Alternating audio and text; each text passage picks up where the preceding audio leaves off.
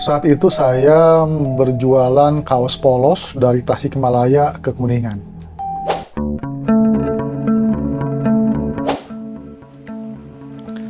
Baik pemirsa, jadi saya akan menceritakan pengalaman yang nyata mengenai sebuah bisnis atau usaha yang pernah saya alami ya beberapa tahun yang lalu. Jadi saat itu saya berada di Kabupaten Kuningan.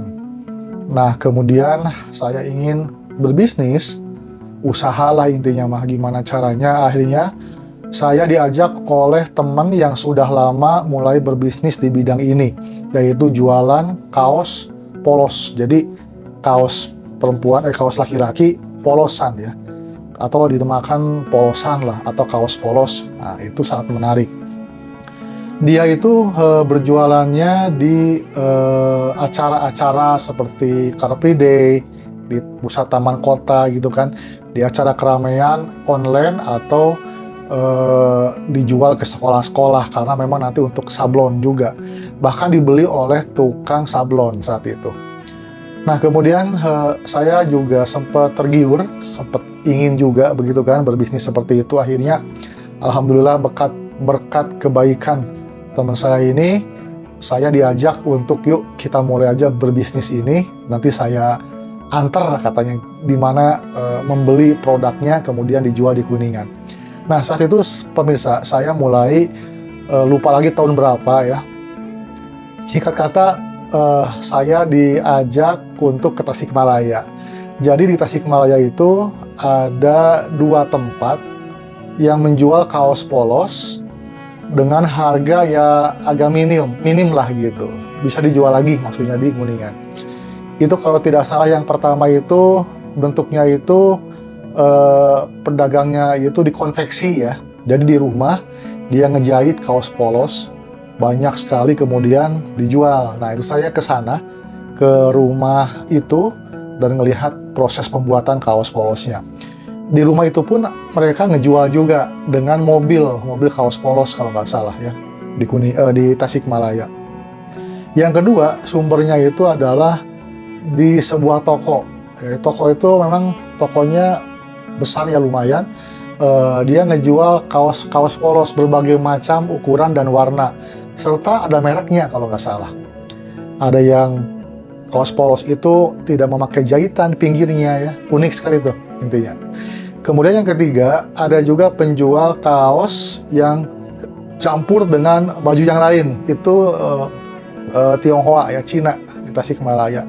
Sama di sana pun juga ada. Jadi kita punya 3 sumber untuk membeli kaos polos dari Tasikmalaya untuk dibawa ke Kuningan.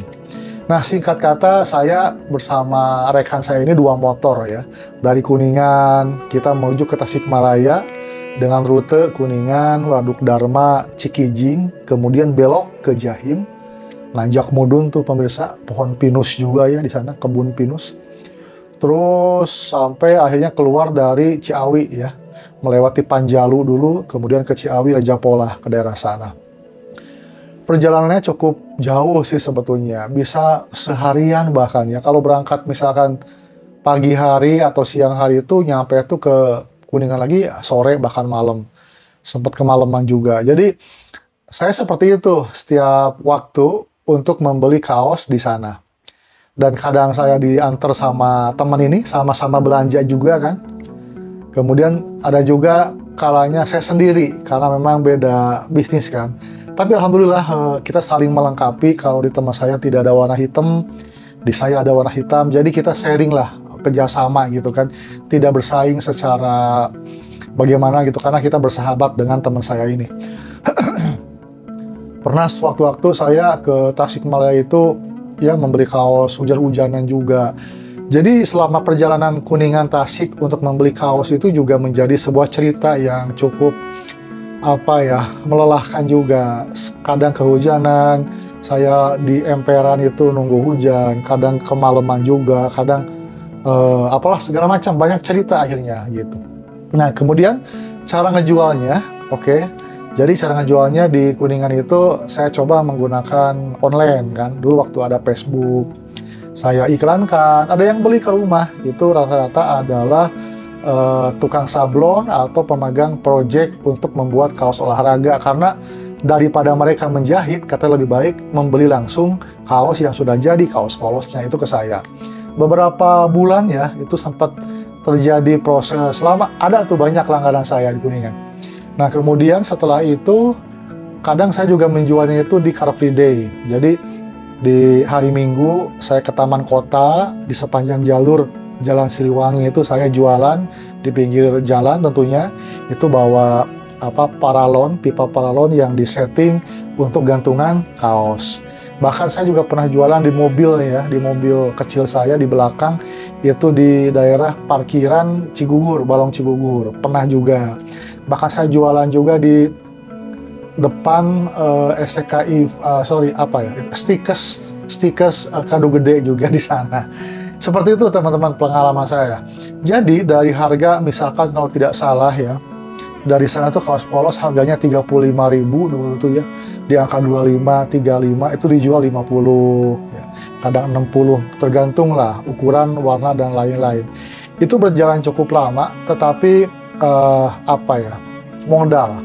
Lagi-lagi modal. Jadi antara saya ke Kuningan, dari Kuningan ke Tasikmalaya itu kan mengorbankan waktu ya, tenaga, biaya juga. Beli hanya misalkan satu kodi atau hanya beberapa pieces kan akhirnya nggak nutup ya teman-teman. Itu seandainya kalau saya serius sebetulnya, kemudian punya modal besar untuk membeli kaos di Tasikmalaya, kemudian dijual di Kuningan, itu memang cukup menggiurkan. Tapi karena lagi-lagi kekurangan modal, setiap bisnis yang saya lakukan tuh saya kadang tidak totalitas untuk memodalin karena keterbatasan modal itu tadi teman-teman. Jadi ya ini cuman beberapa tahun selesai. Nah gitu. Nah dari cerita ini mungkin teman-teman di rumah juga sering mencari ide usaha. Bisa ya dilakukan, silakan modifikasi, tiru ya. Ada banyak grosir atau produsen kaos polos yang ada di Tasik, bahkan di kota-kota besar. Itu jadi peluang teman-teman.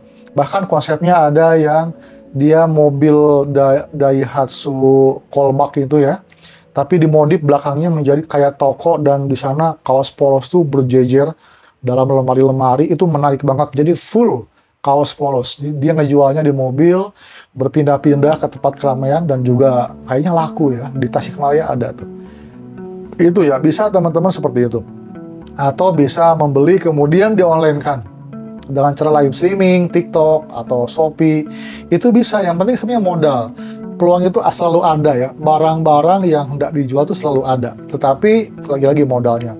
Terus ada juga kelebihan ngejual kaos polos ini, dia tidak lekang oleh zaman atau trendy, tidak lekang oleh model.